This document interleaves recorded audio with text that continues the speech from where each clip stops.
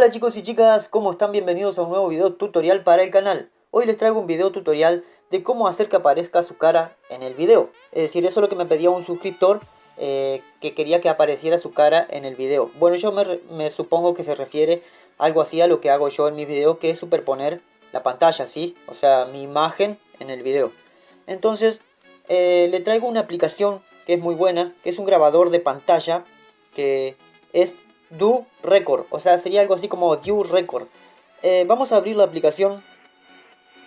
Esta aplicación nos ofrece, además de grabar la pantalla, que podamos aparecer nosotros en el video. Le vamos a dar en OK, muy bien. Y nos vamos a ir a los ajustes. Nos vamos a ir abajo. Nos vamos abajo a donde dice cámara. Ven que nos aparece la opción de cámara. Le damos en activar y automáticamente ya estamos apareciendo en el video. ¿Ven? Además lo pueden ir moviendo hacia donde ustedes quieran. Es genial con el dedo, simplemente deslizando el dedo por la pantalla. Voy a subir para que vean que lo estoy haciendo acá ahora mismo. Así que lo vamos a poner por ahí. ¿Ven? Y ahí estoy yo en el video.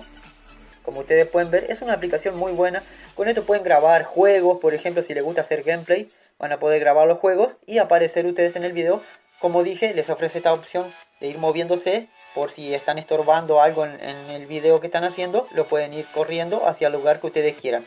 Bueno amigos, esta aplicación realmente es muy buena, está totalmente gratuita en Google Play Store, así que se la pueden descargar cuando ustedes quieran. Y bueno amigos, espero que les haya gustado el video. Si les gustó, denle un like, suscríbanse al canal para nuevos videos y nos vemos en mi próximo video. Chao.